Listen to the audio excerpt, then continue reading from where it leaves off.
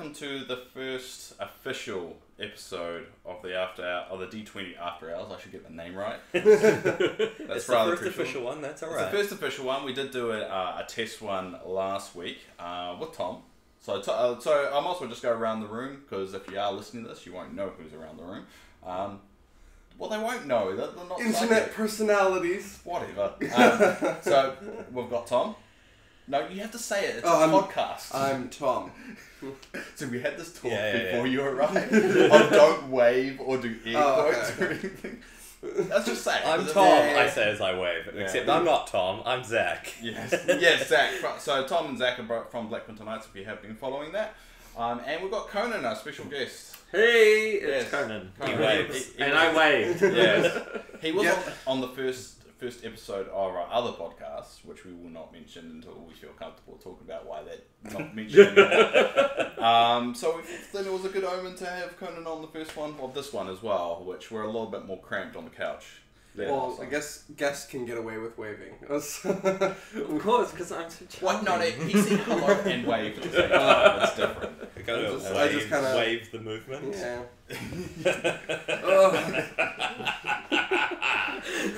So if you are listening to this, thank you. First off, if you do want to send us any questions that you want to discuss in the podcast, make sure you send it to D20 Multiverse. I should stop clapping, but D20multiverse@gmail.com. We also, I keep on flicking myself. Don't know why. Do we need to put mittens on your hands? It's a nervous tip. Fair enough. Because it's normally Ollie that hosts everything. I'm not a host. I'm pretty much just fallen into this because I love doing podcasts. And no one else wanted to host because, friggin'. He prefers being behind the camera. Yeah. So, basically... Well, I can do really good host. Welcome to D20 Multiverse. Yeah, but you're the guest.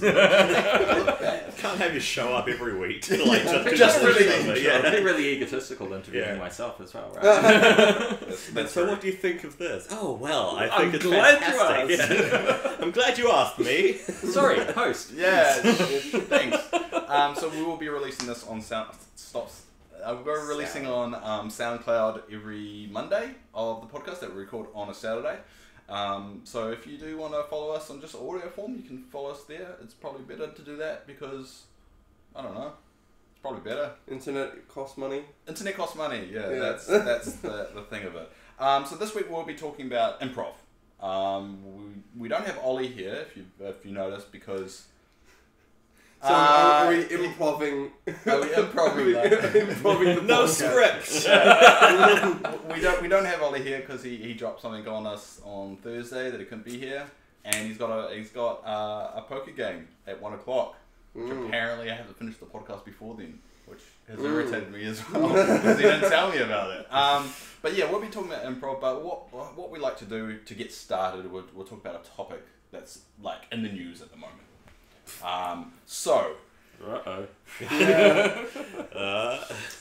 In America, they recently have dropped the new Avengers trailer. What do you guys think?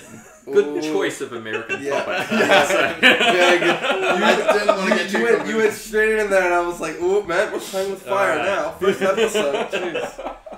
We're not going to mention that guy's name on the podcast ever. That's a rule.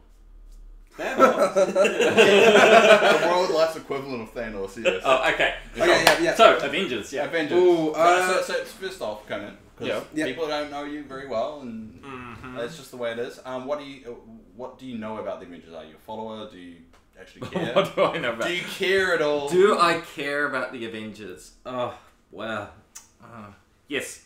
Yes. I've been a big fan of Marvel Comics for a while. Although I was a terrible collector. I kind of just had weird bits and pieces like Miss Marvel really? and shit like that. Well, because I'm even worse. I just like... You did. So we're in that boat now. Issue number 2 and issue number 7 and not like 1. Yeah. Excalibur I really got into. Oh, yeah. You're probably one of those collectors that only have the issues that aren't worth anything. I had the very first Excalibur, which is probably worth quite a bit. Probably is. If I could find it. Yeah. See, I'm the opposite, but the same boat. Yeah. I love Marvel. I love DC. Marvel more than DC. But I'm too broke to buy comics. Yeah. So I get them online. Yeah. How do you get them online if you're too broke? Oh no! There's like a discounted price. It's a fair trade. Trust me. They've been advertising on my email like all the time. But yes, sure. Yeah. I think that's covered our ass. Yeah. The library. Yeah. So Zach, how about you? Avengers? Yeah. I've got some history with comic books. A romantic history, and just goes very vague about this. I did not like this consensual comic book. Did you have something with Wolverine and just didn't respond back? I'm sure it was consensual. But if you're not sure, probably wasn't. Well, he paid for it. Does that count? Yeah. I guess. To be honest though, like I haven't really bought many comic books. I'm not so much a collector. I have little to no room in my bookshelf. Like I've got the Azumanga Daioh omnibus. So good. And then some MS Paint Adventures bullshit that isn't Homestuck because Homestuck's You realise mumbling doesn't really work on a podcast. Yeah, no, fair enough. I mean, it's all vocal though, right? If one of them towards the mic and then I mumble like this. You're just annoying my editing bro. Just give me more work to do. Yeah. No, and so my comics that I own are more of web comic collections or just obscure comics. Obscure bullshit that isn't even all that obscure, but still sort of obscure. Yeah. Whereas I get my mainstream comic fix from the library, which the city library is a huge amount of. In New Zealand we still have libraries. And people still go to them. Yeah, and people still go to them. I have to admit, I was doing a big clean out the other day, and I found about the only comic collection that I have here in Wellington, and that was Liberty Meadows. Any of you ever? I recognise the name. That was a really weird comic line. So it's an independent comic strip about basically a park for rescued animals. Okay. And it's got this guy who's kind of like a ranger, and then it's got this super pretty woman that he works with that he's got a crush on. But the twist is that all the animals are drawn like comic book animals. Pogo and stuff like that. And they all talk and they all walk on their hind legs and act like, anamorphic kind of. Anthropomorphic animals. Yeah. But the humans are all accurately penned like those old Tarzan comics kind of thing. With the straight jaws, sharp lines. But really detailed, realistic. So you've got these two clashing styles in the one comic. Oh my gosh. And it's really, really funny. I love when animators and devs and comic book writers and artists clash between styles. And the combining styles. Yeah, is fantastic. I love, and I What do absolutely they call it? Confusion, or they call it fusion, or I don't know. some weird word for it. I have the utmost respect for people who do it, and one of my favorite comics, one of the first comics I ever read was Runaways. Oh yeah. And that is Marvel. Yeah, and what about Marvel? And the remastered. There's a TV show. There's a TV show coming out. 4 seasons. And 4 episodes already. Yeah, already. Yeah. Oh, is it out? Yeah. Well, I know what I'm doing tonight. And it's actually well received at the moment. Yeah. I'm it really is solid. I watched the first 3 episodes. Are they good? So good. I did the kissy hand thing, tasting good food. Yeah. Well, you became Italian while you're watching. I became Italian while watching The Runaways. That's racist. They did it's a stereotype. I mean, we all got them. Yeah, fair enough. Yeah. Let's just move on so it doesn't sound racist. Anyway, Runaways. Dave, first of all, Dave. Yeah. Avengers. Yeah. Yes. I like how we didn't talk about that. Yeah, what do you think? Well, actually, we'll answer Jason's question that he put in chat. So if you aren't aware, we do record these episodes live on Twitch and on YouTube. So once in a while, we get our viewers to actually ask a question. And he has asked, if you could switch one Marvel character for one DC character, who would it be and why? So because we're all nerds on this thing, we can do it accurately. And efficiently, and there won't be any argument because that's how Marvel and DC work. So are we talking Marvel Comics and DC Comics, or Marvel movie and DC movie? See, I'm really glad that Ollie isn't here. And no offense, Ollie, but Ollie'd be like, "Ooh, I want to swap that one woman that was in Justice League with that one guy that was in Justice League." It's like, his weakness is not. His weakness is comics, because he's not a big comic book. Comic book reading in terms of Marvel and DC in the mainstream. So what's the actual question? So the question is, if you could switch one Marvel character for one DC character, who and why? So I would say you only get one choice, but it can be movies or TV. So like whatever you believe would be the better choice. Like swapping Batman in replacement for Wolverine and Logan, or cool. Yeah. Basically. Right. Ooh, but which Batman though? Just the base Batman, but have like Tim Drake as the little kid instead of X. Yeah. Okay. This is a tricky one, but we don't want to like give a whole speech about why to do it, because you can really like just you can get it, dissect it. Yeah. So I would say Captain America for Batman. Oh, okay. Because that would be interesting. Like, imagine a Batman in the DC universe. Oh, sorry, in the Marvel universe. Yeah. And then Captain America in the DC universe. Oh, they already have Superman, though. But Superman is a god. He basically can do whatever he damn wants. Yeah. And Captain America is limited by the fact that he's just an enhanced human. He's still pretty weak. I mean, bullets don't fly off him. Although Justice League with Captain America, Wonder Woman, Aquaman, Flash, Cyborg, and Superman. I think that would actually get things done a lot more efficient. I just want Plastic Man and Booster Gold in everything. They're like the best characters. It's a shame that DC hasn't done much with them. Anyway, go Tom. Your choice now. That's a hard one. Rorschach and Daredevil. I just want to see because they're different characters obviously, but I think it'd be hilarious just like, you know, Daredevil doesn't kill and things, but then there's Rorschach who just kills everyone. He's almost like his own Punisher, but I think that'd make very interesting cinematics or very interesting storylines, you know? Well, it's been interesting they've introduced the Watchmen to the DC universe.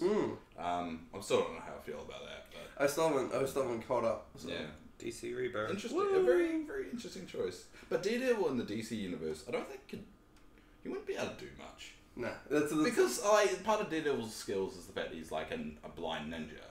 So he's going up against humans. But in the DC universe, typically everyone that's a superhero is basically like god level superhero. Yeah. So it'd be like him. He'd just be walking along. Batman has the advantage that he's like rich and he's actually really smart and he can actually see. Yeah. Okay. So I have to say that part of Batman's thing that really lets him survive in the DC universe, which is basically every superhero is a god, is that Batman has plot immunity. Yes. Pure and simple. He only survives because the fans and the writers love him so much that they keep writing ways for him to survive those things. Yeah, basically. In character superpower, he'd probably actually have like some sort of like plotting ability. He's got to have some sort of but he's also got to have some sort of magical physical recovery power. Kind of like Gwenpool in for DC. Yeah. Gwenpool? Gwenpool. Deadpool, but like a girl who came from our dimension to Marvel. That's Marvel. Yeah, Marvel. Yeah, DC. For DC. Yeah, for DC. She's the Gwen. So she basically nothing can happen to her because essentially the fans like her too much. Yeah. And the writers have actually made issues where she travels between issues and is like, I can do this because I'm going through fans like because of reasons. Yeah, because basically they want me to. Yeah. And she actually manages to kill off Spider-Man, and then they're like, her future self was like, don't worry, like. There's no way Spider-Man. The writers will let Spider-Man die, and then it'll be like he had a nightmare and he woke up. Yeah. All right, Zach. Your choices. Cool. I want to throw Booster Gold into the Marvel universe somehow. I think maybe with Ant-Man. Who would you swap him with? Ant-Man. Oh, really? Which one? Which Ant-Man? The second one, Scott Lang. Scott Lang. You need the excuse me. The sort of like the cockiness. Sort of carries over with the two of them, and so you have like, you know, this sort of jock from the future, come in to Marvel, and then you have like this sort of thief who can like go really small. Yeah, you don't really get too many like really cocky superheroes in the DC universe. I mean, and you like get the ones that are a little bit arrogant, but if they not really are cocky, if they are cocky and arrogant, they're like the comedic relief because you've got like Plastic Man, who's like the cockiest mofo alive because he's essentially invincible, and he's kind of a joke of a character. Yeah, well, but he's also like super redundant because elongated man. Yeah, exactly. Yeah, but there's him and Booster, and I think technically Ted Cord and like the newer Blue Beetle as well. Oh yeah, the robot alien dude. Yeah. So I wanted to ask, because the main topic for today was improv. But Conan needs to do his one. What? I'm sorry. Oh my gosh, I'm so sorry. It's just I have it on my mind. And no, you go. Sorry, no, I insist. Tom, I didn't realize you were the host. Go ahead. Yeah, no, I'm wow. But I'll be quick. Because Tom really wants to get on with it. I think I'd be interested to see Deadpool swap with Mixapitalik. Ooh, I'm unfamiliar with that. Yeah, Mr. Mixapitalik. The imp. He's kind of like a not quite villain, but kind of a villain. Like he's Batmite. Oh yes. No, yes, these are really obscure. Right, he's essentially Superman's Batmite. Yeah. Okay. But he's like a lot more important. Okay. Because he's gone and like had a whole arc of story, like Emperor Joker storyline was him giving Joker. Is he actually a human or is he actually? No, he's a being from the fifth dimension. Is it like one of those obscure kind of chapters of DC where they got like Super Dog and then like Wonder Cat? Oh no, it came from that era though. Yeah, Mixapilik's like he's consistent. Yeah, he's essentially like Star Trek's Q for the DC. He shows up. He can change reality, and he's just generally a pain in the ass to everybody. Yeah, so I think isn't Bizarro also a Mixapitalik? Yeah. That was originally a Mr. Pistolic, and then it became like a clone of Superman. Can I just say, by the way, thank you, Supergirl, the TV series, for teaching me how to pronounce it properly. I know.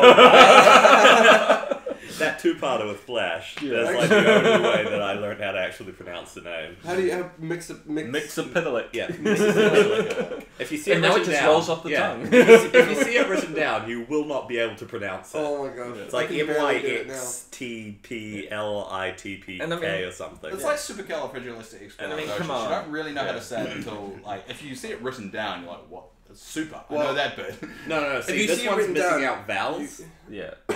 All right. Yeah. Oh. So it skips vowels, and you're just like, oh, all right. How do I pronounce this? Supercalifragilistic has like SUP. Yeah, but if you see it written down, you could say it's quite atrocious. Yes. Now we can talk about improv comedy. Yes. As I was saying before, I haven't done very much comedy because I'm not an actor. But I'm good at making things up on the spot. So, I wanted to pose this before we go too deep, just one word of what we thought about the Avengers trailer because we never actually. Yeah. one word. I liked it. That's three. That's three. I am the host. You're gonna have to break the rules. All right. One word. Skeptical. Ooh. Very skeptical. Willis. Well, I'm not gonna ask you ever again. Conan. Excited. Oh, yeah. But then I get excited about all kinds of films. So well, have you seen Ragnarok? Yes. Was it good? Improv comedy. Yeah. Okay. Because then we're reverse off track and then start talking about Marvel vs. DC again. So we've already had that at zero. Yeah, exactly. I wanted to ask, what is everyone's experience with improv? Are we talking just improv in general? In general, yeah. Because no offense, but I don't know you guys very well. Very well. I was a big fan of Whose Line Is It Anyway? Oh, I love Whose Line Is It Anyway. And I've always liked improv comedy, like making up jokes and making people laugh. But I've never taken anything formal. Like Dungeons and Dragons is probably the closest to improv. Yeah. For me, it's telemarketing. Well, if we included work, every day at work I ever spent was just in making shit up on the spot. British or American? British or American? Whose line? American. American, yeah. I think the British one, like in hindsight, looking back on it, doesn't hold up very well. No. And I don't know whether it's just my type of humor or it's just that, because I never really I saw Who's Line anyway when I lived in America. Oh, sorry, lived in England. That's when I was exposed to it first. But I just never got it. But then the American, I think making it more manufactured benefited it because they were chopping out a lot of the fat and actually making it a lot more kind of like that. American comedy is all about like that, and English comedy is all about kind of letting it sit and roll. Yeah, that's the way I interpret it. Yeah, I don't think the newer Whose Line Is It American one doesn't match the old one. It's not as crisp. It's not as good. No. In my opinion, it's. It's got some have good. You watched any of the Who's Line? New Who's Line? No, not the new one.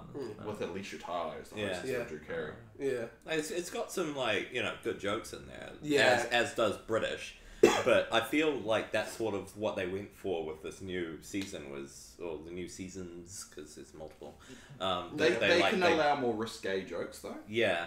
And that's what I like about it, because it's on CW, which is still like free TV, but it's more kind of more mature. Yeah. Not mature, but just more modern kind of comedy, and they don't need to be all, because it was on ABC before. Yeah.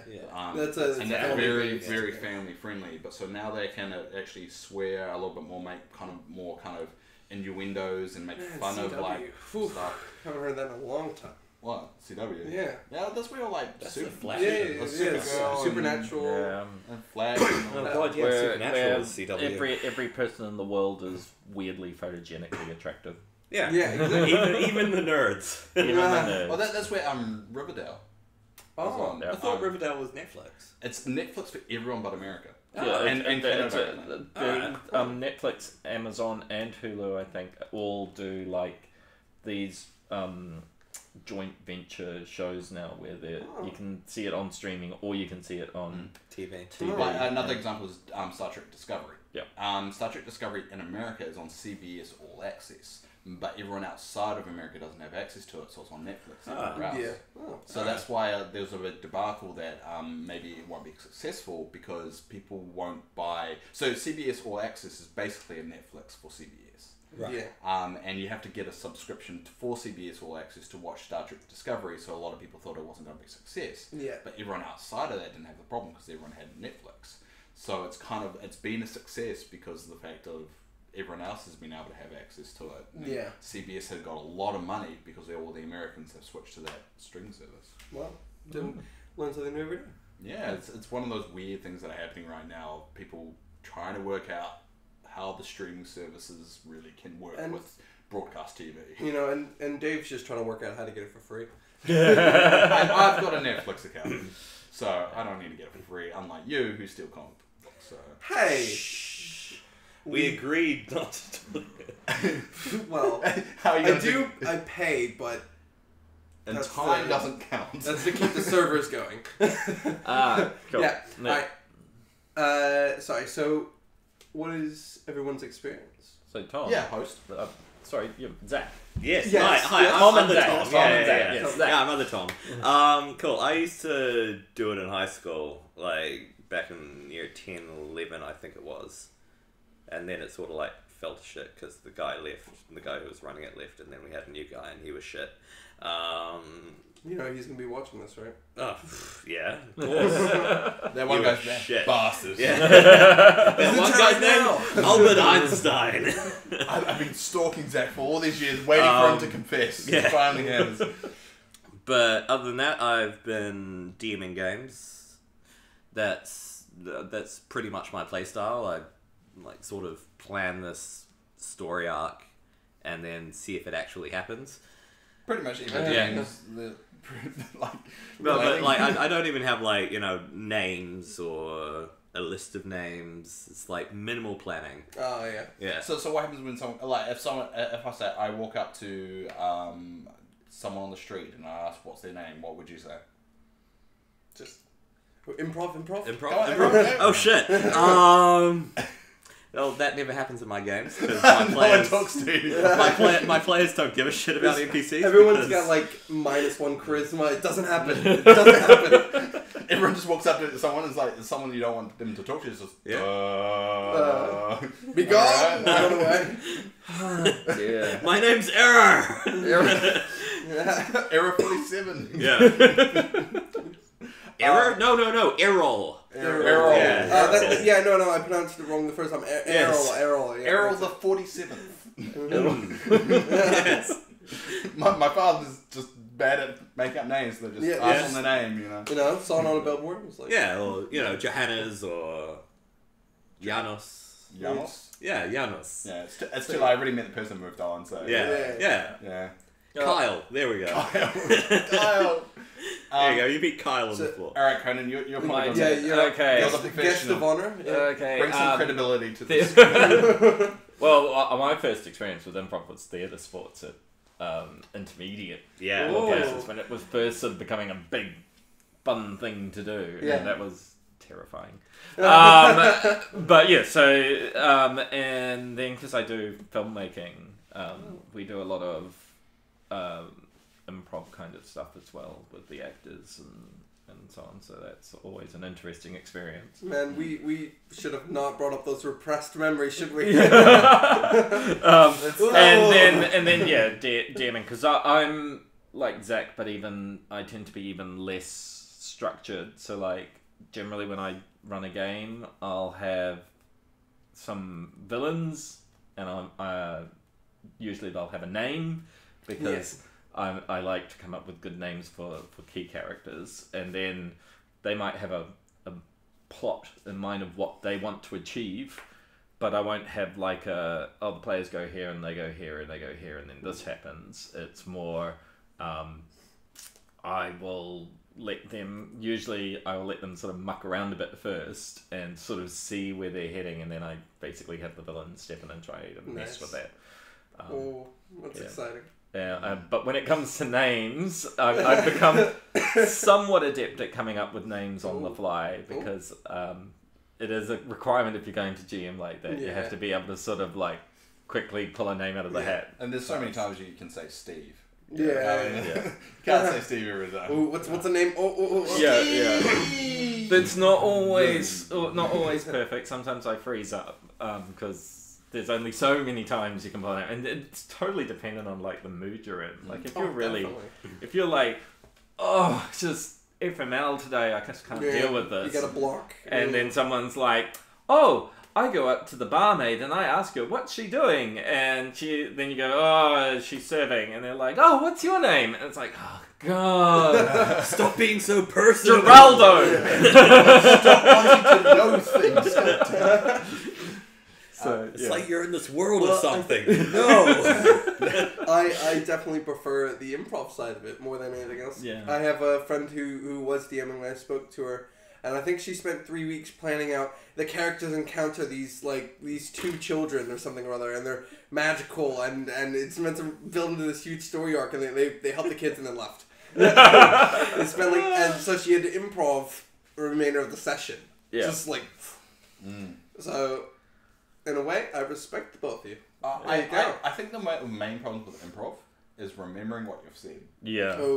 It's like we have the advantage that we record all of our games, and if you know Ollie, he doesn't. His memory's not on point. That's an understatement. For the longest time since your characters were introduced, he keeps on calling you Zai. Yeah. Your name's Kai. To be fair though, like when we first started, you had his name down as like Xanathar. Well, that was on me and Ollie because. I only worked out what I was told. No. That's fine. But then I'm blaming that for Ollie's confusion. Oh well, Ollie starting with an X. I told saying Zai. Yeah, it's a Z. I think Zai, no. It's a silent X. It's not a silent X. It's an X. Xylophone. I didn't see it. I thought it was It's not like xylophone. I thought he was saying Zai as Z. Yeah, Z. I'm pretty sure. Could be. I think you're giving him more credit. I swear that the only reason he remembers me is because in his head it's just Conan equals guy who gives good hugs. That's about it. Because every time I see him, it's like, hug! I was like, okay, yeah, sure. I I see it as Conan the Barbarian. Oh, There thank go. you very much. No worries. Well, I remember you because your last name sounds like if they were giving kegs out at McDonald's. My dad's nickname when he was at school was O'Barrel, because he's Irish. So those don't know, Conan's last name's McKegg? Yep. Yeah. McKegg? Yeah. Oh, McKegg. wow, okay. MC Keg. Yep. Well, is that your MC DJ? King, that's your name? DJ name. MC Oh, King. we're gonna get barreled up in here. It's like you're the dad joke of MC. I know, right? Well, to be honest, I think you could pull it off. I think I could too. I mean, I look like a dad. Well, no. I don't know. Joke's on us. He's been a DJ for 20 years now. It's a hobby, but you know. He's secretly Skrillex. He just like this is This is him, yeah. Bangarang was meant to be barrel rang, but it just didn't stick. No. So like improv, I think is very crucial if you play Dungeons and Dragons. However, it's hard to kind of just be good at improv. And it's not something you can just do, and you have to kind of warm up to it. You have to practice your improv. You have to kind of practice the improv, yeah. And then I think a lot of DMs, like,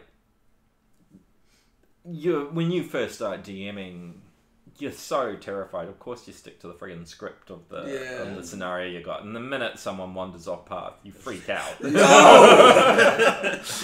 What are you doing? Suddenly there's an invisible wall and you can't go that way. My friend says, rock falls, ninjas show up, everyone dies. Right, let's start again with new characters. So a wizard comes in and he says, I've got a quest for you. That's why if you do your one shot, if you've never DM before, do a one shot where there's a mechanic that there's a respawn.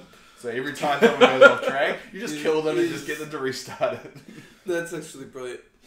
It's not brilliant at all. That's terrible. The game, your one shot would last forever. That's Assassin's Creed, man. Pretty much. It's every role playing game ever. How dare you not murder this person the way that the game was built to? I've got one murder in mind, and you better do it. Yeah. Well, let me pose this question to you two then. I've heard What that. about me? Well, okay, Dave. You know, if you want to. Do I even exist? If you want to be do, part but- of the question. All right, as You a are DM, on the host chair. Yeah. We are on the people who talk chair. I'd like to be included, alright? I have separation anxiety, alright? Okay, you got you, Dave. Just as a DM and as Get out of my house, all three of you. We'll take someone, the mic. Take it with us. We'll go record our We're own. walking down the street now. Anyway, yes. Yeah. It's not plugged in, you guys just look at bird- crazy people walking over that. It's confidence. We'll get away with it. It's not confidence. That doesn't make a podcast. Improv. I'm confident that this podcast is going to go online and be recorded. Practice lying. So, Tom. So, as experienced DMs and Now you're as being a- a bit condescending. No, as experienced DMs and experienced improv people. Oh my gosh! Now I've just forgotten what I was going to say. How do you? Oh my gosh! We're experienced. Yay! I've forgotten it now. We This is high why five. I'm the host and I ask the This question. is why I'm not going Alright, to Tom. Oh, this is that's it. Sorry. So the golden rule of improv, I've been told, is never say no. Yep. Yeah. So No. as GMs, how do you say no?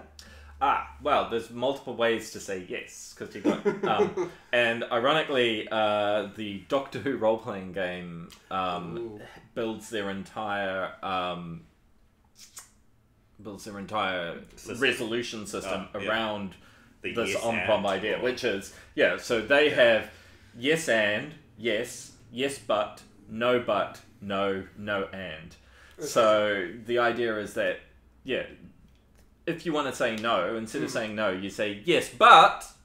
Yeah. So it's like there are consequences for your actions. exactly. Yeah. Like, sure, you can go and like rape and murder the whole village, but there's now a band of heroes going out to try and collect your bounty or So something like that. I don't agree with all saying yes in a D&D environment. Because, Yeah. like, if you're a DM and you're like, alright, there's nothing in that chest, but if someone goes up the chest, loots it, gets a nat 20, you can't just magically make something in the chest. Well, no, they get a nat 20. They did a fantastic job at looting it, and they know precisely that there is nothing in this chest. Well, or they do a fantastic job of just opening the chest, finding there's nothing in it, but they also find out that all the metal used around it is of extremely rare metal that they'll be able to sell later. Done. There you go. But you're still rewarding them for something that shouldn't. No. Okay, well, I'm not a DM, That is improv. There you go. I would get too frustrated with like people. The one thing I do get frustrated is that when people expect a reward on that 20 every fucking time. Yeah. Oh no, that's No, dumb. that's... But then that comes to the other rule of improv, which is only roll if it matters. Okay. Alright. Yeah. I never heard that one. Because often D&D doesn't really go into a lot about improv GMing and DMing. It just sort of says, here are the rules, because, here are the rules. Yeah. But one of the things, particularly in indie gaming, that they talk about, and a lot of these sort of games that are specifically designed around improv gaming, they say, don't roll unless it matters. If talking to the pretty maid doesn't matter to the story, you don't need to roll. You talk to her, she has a chat with you. But also, you got to take the cues from the players, right? Because some players, they want to roll that charisma roll because they think it will be funny, and then you just let them and see where that takes you. There was Peter, who is a good friend of mine, and he's fanatic for the podcast. He's fanatic for the show. We were going on about yesterday how he managed to sit down and watch majority of the NPCs in one day, and then he watched the Tester podcast and thought it was hilarious. And we've been discussing as DM, right? Like there's a rule, unwritten rule that we've come across a few times in the forums and things, that if it's important, right? If it's important and not critical, then don't give the players an option to fail at it. Yeah. Or have a backup. It kind of reminds me. It kind of reminds me of how they do Harmon's Quest. So have you guys seen Harmon's Quest? Yeah. Yes. Maybe. So recommend it. Yeah, you know Dan Harmon. Yes. Community, yes. and Rick and Morty. Yep. So he does a D&D web series. He's just completed the second season, but basically intercuts it with watching them play and animated form, and it's all comedy. It's got a guy from whose line is it anyway? Jeff Davis. Oh, Jeff Davis. Yeah. So he's on it as well, and he's with Dan does it with his wife/ex-wife. The first season was his wife. The next season is his ex-wife in real life. And if you notice, you never really see them roll to do things because they cut it, so you don't really see it. Yeah. But I found out in the production they do that mentality of they only roll when it's actually effective to the story. So if they're just bantering or if they're just like picking up something, they don't roll for that. Yeah. So I think it kind of adds into the type of game you actually want to be played as well. If you do want it more fast and loose and just fun and funny and all that, you probably won't get the players to roll so much. Yeah. Rolling slows down the game. Yeah. If it's a longer campaign, if there's more at stake, if there's a lot more things to do, rolling for a lot of things, like to unlock a door or to open a door, sometimes is essential, even though it's not going to be critical or that important. Well, if you do it during sort of time sensitive sort of thing, then rolling for unlocking a door just adds to the tension because everyone's like, oh shit, it's taking this long to roll the dice. And in my campaign with Ben, it was a couple weeks ago, we had a situation in where we basically beat up the leader of a gang, and we were trying to impose ourselves, and we have successfully imposed ourselves as the new leaders of this gang. But at the time, we were just trying to get into a abandoned shipyard, right? Or an abandoned part of a shipyard. And in order to do so, we had to pick 3 locks, right? In order to get through, of these gates to get to where we were meant to go. And we have this mob of gang members coming behind us trying to get their leader back, and we're desperately trying to pick, and we have, between the 3 of us in the party and the 2 NPCs, one NPC was a rogue, and the bard had expertise in thieves' tools, and they both failed 1 each, and then they had to keep going until we got it. And it added quite a bit, because it's increasingly you hear them move closer and closer, and it's like, it's also rewarding as well once you finish it. Yeah, definitely. It's kind of like the build up matters just as much as the completion of that task. Which is sometimes I do get frustrated in our own campaigns where, and I've talked to Ollie about this, but that's the way he wants to show it, and everyone's different and how they enjoy stuff, so I don't mean this as a dog on Ollie, it's just my thoughts on it. The fact of there isn't enough minion killing before the boss. It's like you want to kill their henchmen or kill their guards before you hit the main boss. Yeah. Because it feels a little bit more satisfying that you fought your way to get build up to it. Yeah, instead of like just sneaking through and getting to the final boss. You get to this climatic moment where you've reached this huge boss and then you fight them in. But sometimes improv kind of causes that. Yeah. It causes like if a player if a player does really good improv and kind of like works out a way to kind of get around that kind of stuff and skew the DM's plans, the DM kind of has to force itself to whether they're going to reward or kind of wind them back or not. Yeah. So how do you two deal with like a really good improv moment, something you didn't expect, and whether you should let it go ahead or kind of reward them, or do you kind of try and push them back a little bit? My secret is that I don't expect anything. So, you know, I don't go into a session thinking much. Like lately I've just been DMing drunk and it's somehow worked a lot better. Well, improving when you're drunk is fantastic. That's how the only way I can tell to women at all. And so I've gone and like DM'd myself into a corner now. The party is now in another dimension, and they can't.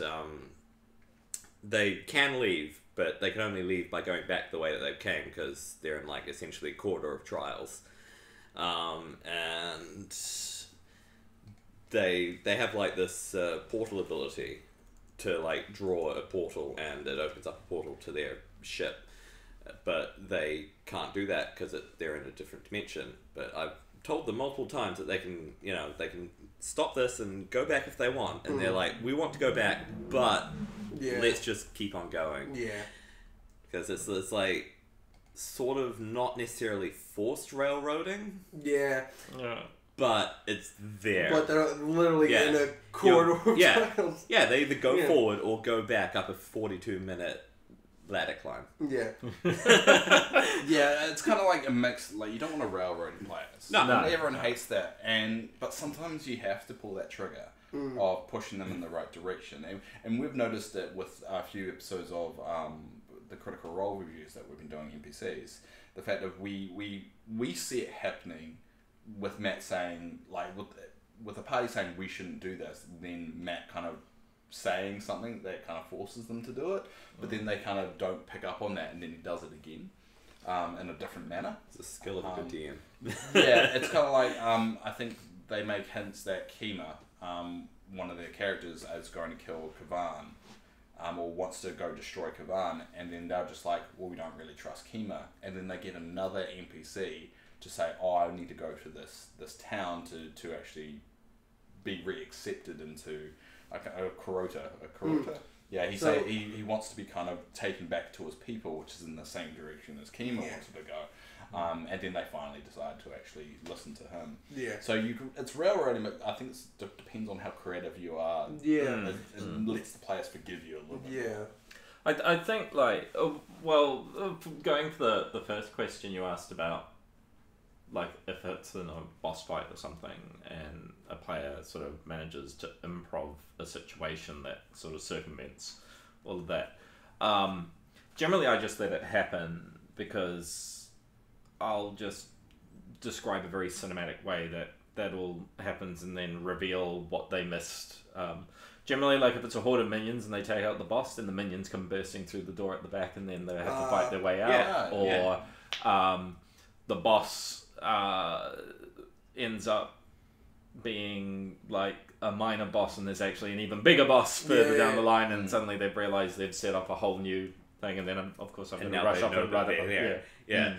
So I usually try to make sure that I've got a few backup tricks up my sleeve. I had one game once where I had evil arch-villain character that they killed, and I hadn't really planned anything, and I was like, oh my god, if this was a movie, what would happen now? Because this would not be a particularly satisfying finish. And I was like, oh my god. And then, like, you know, their co-conspirator would show up and like get away or something, and so I had like this whole setting changing event occurred as a result of this person being killed off, because now it caused the other villain to take the nuclear option, basically. And then that just set up a whole new campaign. I feel the best reaction to like the players sort of outsmarting the DM in that sort of sense of like, you know, finding a way to sneak around and kill the bad guy or something is the yes but.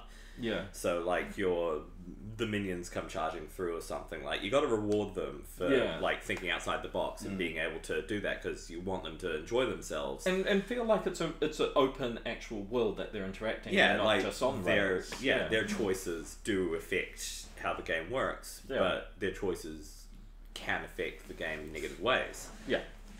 And sometimes their choices doesn't really matter because something's already in motion. And I think it's just the case of if you've got something in motion already and then a player does something amazing, but you it doesn't change what's in motion already. You don't want the player to feel like that was pointless. Well, I love. Have you guys seen? Well, I'll ask first. Have you guys seen the Butterfly Effect? Yeah. So I love the possibility of going after a game thinking, oh, what if I did this, or what if I did that, you know, differently. And in my campaign with Ben, I'm playing a monk. I managed to, I was snuck ambushed kind of by these gang lords, right? And they were going to beat me up. And I basically wanted to get something from behind them. I dropped my staff, and it's very important to my character. So I wanted to get that, but I had to push through these brutes in order to get there. And there were so many of them, and I'm only quite low level, so it's like, should I just leave? Should I go for it? And it became a situation where I was like, you know what? I'm going to try to parkour over these guys, right? And land a blow on the Lord and hopefully scare them off, right? And thankfully, I rolled a nat 20. So I managed to jump over them, right? And like land both feet on this guy's chest, knocking him out instantly. So, and because everyone saw me do that, they all ran off. But afterwards, Ben was like, I had no clue how you were going to get out of that. I didn't know if your character was going to die, what was going to happen, because all these guys are coming after you. So I love going afterwards and saying, you know, if my motives were different, I could have just parkoured up the wall. If I could have, you know, tried to charm them, could have tried to, well, not charm, but like talk my way out of it. I could have, and that's what makes a lot of the storyline exciting to me, is the possibilities for differences, the possibility to do something different. And it's actually because of that butterfly effect that our party came together. But on top of that, it gave my character, because I had basically beaten up the head guy, an advantage when we had to beat him up again. Was just I scared away anyone who was like, oh, it's that guy, like, you know. So for me personally, I love that's how I know if a game is good, is afterwards. Not only am I thinking about it, but I'm thinking about what could have, you know. Yeah, exactly. And so to me, that's what improv is making it up on the spot and seeing the consequences kind of unfold in front of you. And I think that is like the sign of a good DM is giving you those situations where you don't know whether the outcome would have been the same if you had done something different. I think even improv GMs can kind of give players the feeling that, oh, well, no matter what we do, things are going to work out. And I think that is really unfair on the players as well, because it's unfair on the players if they do come up with a really good solution. And it's unfair on the players if they don't, because then there's no real stakes for them to play. And I think that's why sometimes dungeon crawls are like really appealing, because you don't really need improv as much, because it's just you're going down the corridor and then you come to a room and the thing happens. And you've got a map. Well, it's kind of like a railroad, but if you've got a good map, it's not a railroad. You're just exploring, and there's no plot. You're either way, you're going to end up in the same destination. And sometimes a story kind of just comes out of a dungeon crawl as a result because of the way the players interact. It's quite funny with Dungeons and Dragons that it is definitely an improv game, but there's so much planning towards it as well. It's like it's a weird kind of balance of that. What would you describe? Dungeons & Dragons is like an improv game or just a storytelling game. It's like you can't really put it on one side or the other. It has to be a combination. I think it falls down to the GM. You know, Yeah. like I said, there are GMs who spend weeks planning it out, right? Yeah. And fair enough, you know, that's your style. And And there are nothing people wrong with who make it up on the spot. Yeah. And there's nothing wrong with either one. I think for me, I'm one of those people who I like to plan ahead, but I also like the improv. I like the fact that my players could go and do something else. I could spend weeks planning out something and then they just ignore it completely. You know? And that's what would make DMing kind of fun for me. Yeah. You know, seeing my story unfold, maybe not the way that I saw it coming together, but just seeing how my players interact with the world and how they get to where they're going to go by the means in which they are. And there are DMs who don't even do that. Don't even take the arc and force them towards it. They have this arc. They have this political collapse and this means of power, this huge civil war that's occurring. And the players decide, nah, we're going to spend a few years traveling and But that's what One Shot is about. Is actually about a civil war, and I've thought so long about making sure there's no possible way that the players will go nope and walk the other way. Oh my gosh. Well, see, at that point, if it's a one shot, you can start with the characters already invested in it. Yeah, exactly. And that's what I've kind of bridged it in the fact that. Yeah. But I still want to build like them wanting to do it rather than they have to do it. The flavor that I found with most like group startings sets the tone for the whole game. Like if it's just like a bunch of randos who meet in a pub and are like called together by like a call to adventure on like a billboard in town or something. They just see a Justice League flyer says "Come together" at this place. And they like all show up and they're like, no. Let's kill the bad guy. All right, we're out. You look trustworthy. You look trustworthy, young adventurers. I like the black cloak that I can barely see your face. I trust you. And so like they all meet together in like sort of shabby situation, and it is just sort of like the Justice League with like a bunch of all these warring personalities, and sure, maybe over like the span of the campaign they get to know each other and use their quirks to their advantage, or like have one guy play off the other and have that sort of Superman Batman dynamic. Okay. So I got two techniques that I sometimes use to help, because one of the things the secrets are coming. One of the things about getting players into a group, you kind of got to get everyone sort of on the same page as to what game they're going to play. And like you can either do the whole sit down at the beginning of the game and just say, this is going to be a game about a civil war and you're going to go into it, and then everyone just knows that that's what's expected to go on. Or I do it's really cheesy. Okay, it's super cheesy. Hit the cheese. But I do a opening credits, like it's a TV show or something, and then I have the players take turns improving a scene with their character in the opening credits. Is it like 90s sitcom? They're doing something? They go, No. It's more like more like an anime kind of actiony thing. So like I'll do the setup and describe like some kind of event, and usually I'll describe maybe hint at a major villain or something and how they might look, and then I'll describe the characters in this particular situation, and then I'll say, okay, so what are you doing? And then they'll do that, and then I go, right, now there's a scene on you, what are you doing? And sometimes I'll try and pick out like theme music and I'll play that in the background very lowly, so that everyone just kind of gets into that mood. And then you find by doing that and encouraging them to do improv scenes with them each other, and it's all just montage stuff, and it's like 10 to 15 minutes of your time in your first session, but I find it really helps cement for everyone, okay, this is the kind of game we're going to play, this is the stuff that's going to happen, these are the kind of characters I'm going to play. And the other thing is, it gives me as a GM a really good cue as to what they want their characters to get up to and what they want their characters to be doing, because like if you describe an action scene and they say, oh, my character's like firing bows everywhere, then I know I need to put stuff in there that an archer character is going to have opportunities to pull off those scenes and things like that. That's brilliant. And also will help you kind of understand how they're going to all interact with each other when they actually finally meet. That's actually a really good technique. Yeah, that's a good way of putting it. Well, that's what I'm still... I should put a TM on that or something. Yeah. Just patent it. Quick, get your intellectual property. No, that's what I'm gonna do for my first game. It's so obvious in hindsight when you say it that way. It's just like, Yeah, but I think a lot of the time those kinds of things are the obvious in hindsight kind of thing. Because it would never really occur to you. It only occurred to me after I played a game that had kind of an anime feel to it, and I was like, how am I going to get this across? And so I just did... I've been watching Neon Genesis Evangelion, which I never regret to this day, because... Great anime, but also god.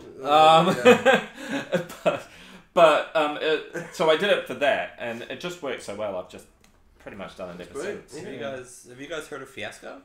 Yep. Yeah. So like I try and do that at the start of my games. Like I have like explain what it is for all right. So Fiasco is essentially I've had it explained as a Coen Brothers movie, but the role playing game. Yeah. Where I think what we should do is a tabletop on it. Probably. I'm pretty sure he does. They've done a couple. Yeah, because it's like 2 hours is an episode, and that's like your whole story arc, and like from beginning to end.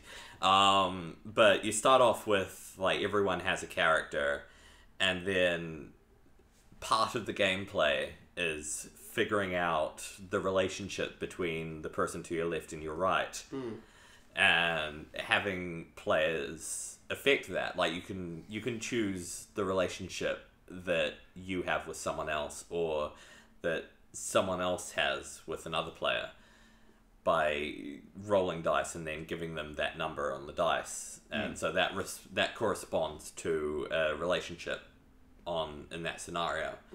And that, like, the one that I played was we were on a boat, and so one of the relationships was essentially Sherlock Holmes and Jack the Ripper. And that'd be a loving budding cop. And so you know, we discussed like as a group of like how that would work. Like who would be the detective, who would be the criminal. And then I had a relationship with another person who was my cult buddy. And we essentially cult buddy. Cult as in like evil cult. We were COLT. I mean I thought I was doing good. I wouldn't say we were evil. I think every villain thinks they're on the right side. You know? Yeah, and so that's how you play a good villain. It's exactly. But so I was essentially tasked with doing something, and so throughout the game we figured out the disaster that would happen at like the midpoint of the movie. The midpoint of the game would be the boat catching fire and starting to sink. And that was caused by me trying to summon something and it going horribly awry. And it's just like this beautiful conglomerate of shit happening, described by players with players. And I don't know, it's really nice improv. It sounds really interesting. It sounds like a lot of fun. Super fun game. And some role-playing games are designed specifically for improv. The structure behind the scenes isn't. And even if you're not too strong on the improv part, you can still get help from the other players because it's not entirely competitive, since you're all like working together to tell a great story. And so you either have, when it's your turn, you get the chance to either describe a scene or finish a scene, and the rest of the table deliberates on if they want that scene to, if you're describing the scene, they choose on how that scene ends, whether it's good or bad. Or if you're ending a scene, they decide how they're going to start the scene. Okay. So that's because there's a lot of indie games that have kind of taken that story game focus, where they encourage players to improv the story as they're playing, and so a lot of the character stats and so on are more about how much does this character have influence on the direction the story is going.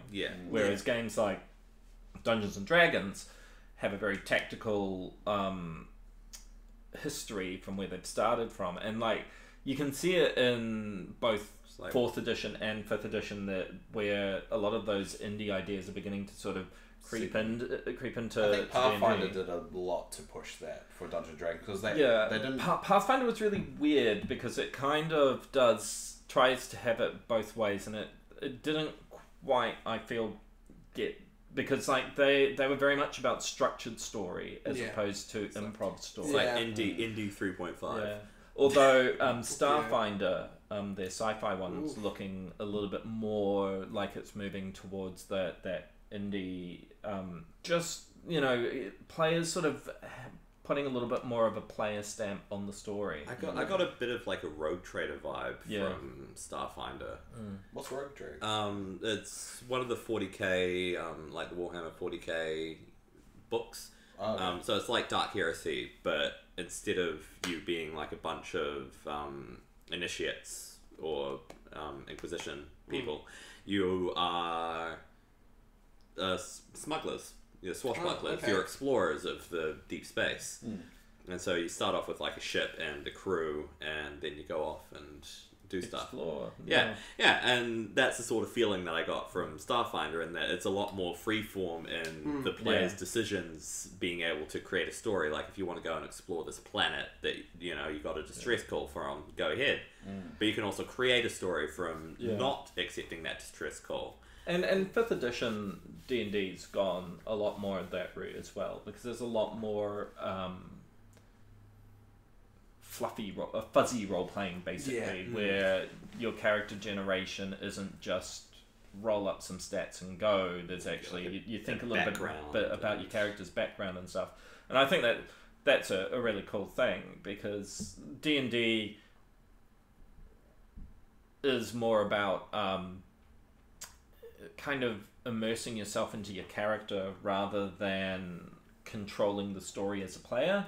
So you need to have a GM who's more in control of being able to sort of react to the story. And so you tend to get a lot more emergent story in D&D games rather than a structured players structuring the story. It's a really weird way to describe it, because they're both stories kind of emerging in both ways, but in indie games the whole goal of the game is the story, and everything's geared towards players influencing the story directly as opposed to their characters influencing the story, if you know what I mean.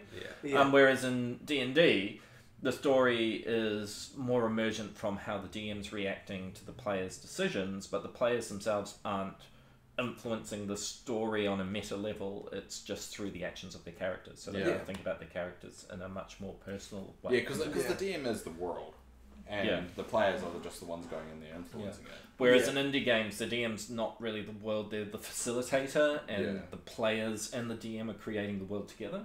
So Well, in the campaign I'm playing with Ben, and Pete's gonna hate me for mentioning him so many times, but we've been playing for 6 months, and we've just gone through one day, right? And that's just because everything's so, grasping and dense, and it's pretty hectic. But we realized that we've gotten so immersed in the world that we've forgotten that our characters exist. So we sat down last night, because we were meant to have a game last night, but we're having it later on this evening. Pete goes, "It's been a full day. I've just had combat with you. We've had a full battle, 8 hours, right? But I have no clue who your character is. Our characters don't know each other in any sense of the world. And I hold the key piece of information for his character's backstory."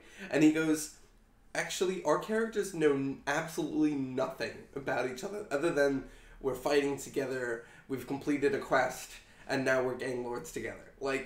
We've just become so immersed in the amount of detail in the main arc that we've actually forgotten the not minor, but the things that our characters are meant to be doing.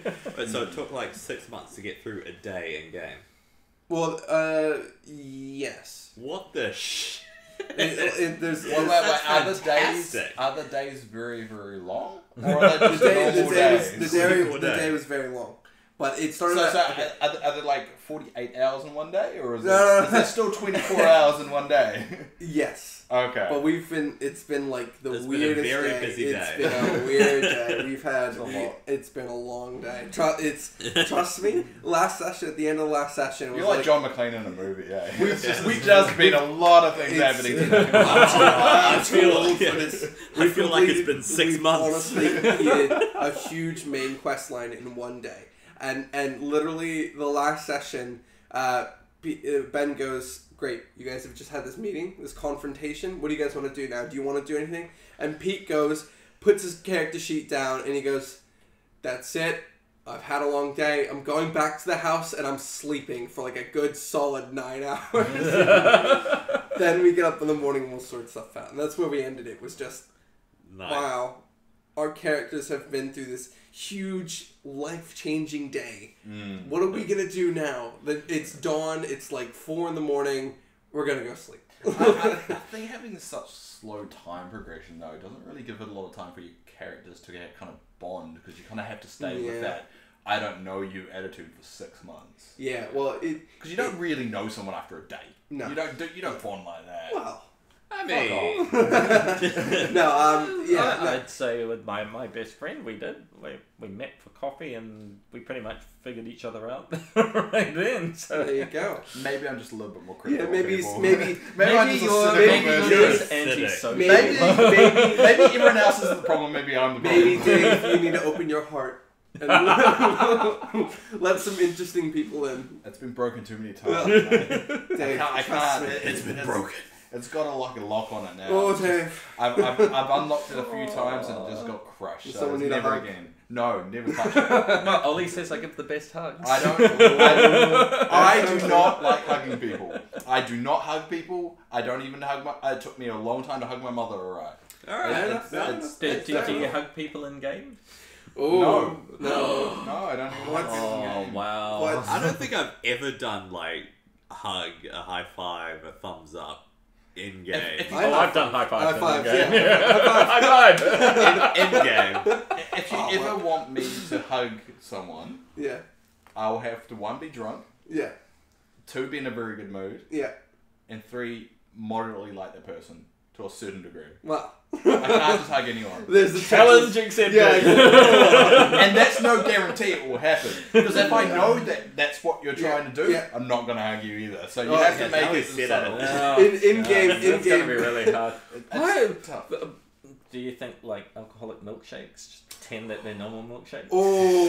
Hey, no, I'm not going to say I wouldn't drink alcohol. I don't need to Yeah, but we secretly don't want you Ooh, realizing that alcohol we're getting you drunk so Yeah, that you yeah, relax yeah. enough so that He'll you'll realise he's getting drunk though. What do you, I've been drunk enough to know when I'm getting drunk. I'm keen. Alcoholic milkshakes. This podcast just done 2 great evenings. We are called the D20 Afterhours, and we do record this like at 11. midday on a Saturday, so we just get drunk. What is it? I was It's 5 o'clock going to somewhere. ask about that. Where's it's our, after hours for some of the listeners. where's right? where's our nightcap? It's always high noon somewhere in the world. and like it's a statement on society. You know what? This is Isn't it always the safe recovery? statement on society. You know, for some people, this is after hours. We work the night shifts. You know, as nerds, we live in the darkness. You know, well, I assume. I say it's like We don't have lives. Yeah, It's after hours somewhere. Hey, can we like wrap this up? I just have like a party to go to. Sorry, Mr. Cool Guy. Alright, so we must actually, that's over an hour, and that's a good chat, and we should actually wrap it Wait, up. what? No, I was joking. This is a 3-hour-long podcast. It's not, it can't be a 3-hour-long podcast because somebody's bloody poker game that you're involved in, so you can't bloody mention. We can play poker while we're having What? a You're off podcast. to the game as well. I'm here. No, the poker game's It's here. here. Oh, it's here. Yeah. Oh, I okay. am here. Behind I'm you. here to lose all of my money. Because Yeah. Ollie's not here, and the chance of him listening this far into the podcast is very small. I'm a little bit mad at him because he booked a poker game to happen at 1 o'clock. And I wasn't prepared for it, and I put off recording the podcast because people were late, and now, I'm sorry. That's alright. It's not your Oh well, I was 2 minutes late, so Yeah. I'll take the blame for that. Yeah. Gosh. I think I got the "Where are you" message the moment I entered the room. Yeah.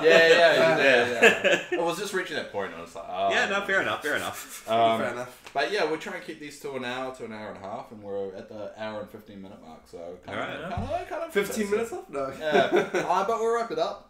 So thanks, Conan, for coming on and having a gas bag about a lot of things that I'm pretty sure I have to re-listen to remember. We went over Marvel, DC, and then Improv.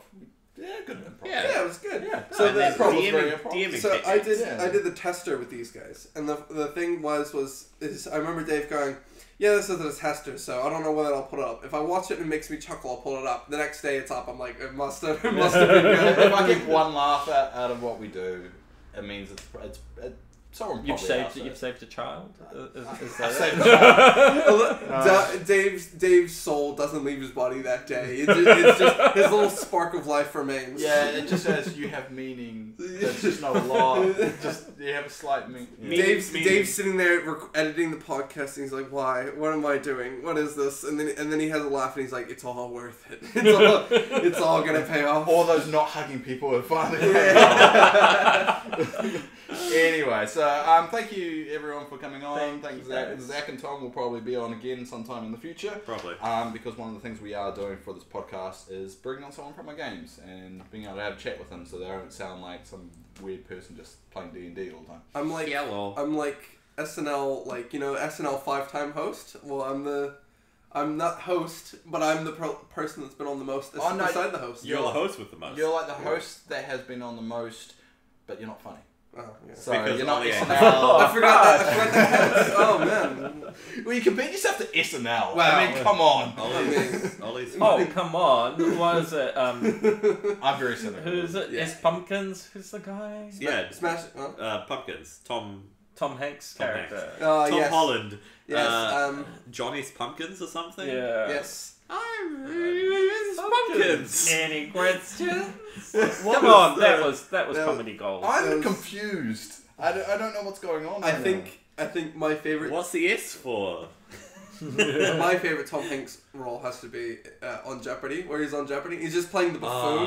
Oh yeah. Yeah, he's just trying to get a pickle out of the pickle jar, and he's just like, "What's going on?" Yeah. But it's just unbiased. No, so. I'm a huge fan of the Celebrity Jeopardy skits. Oh, great. They're the best. I don't watch a lot of SNL. Well, Yeah, but and that's why he doesn't like hugs and happiness and everything else. yeah. Where is your joy? Don't even get me started on cute kittens, eh? Oh, man. Just, He's just gonna go club baby seals after this. hey, I would never club baby No, seals. club with baby seals. Yeah. Well, what, use the baby seals? No. Oh, so You go to a club. they're underage. I'm not that kind of guy, alright? Anyway, 17 and seal years. yeah, thanks for everyone listening. If you do want to send us a question for the next podcast, make sure you send it to d20multiverse@gmail.com or leave a comment on the YouTube channel. But just thank you for listening to whatever this is. Still trying to work that out. But Mom. yeah, thank you. Thank you, everyone. The second one. Thank you. Just getting fun way until you hit close.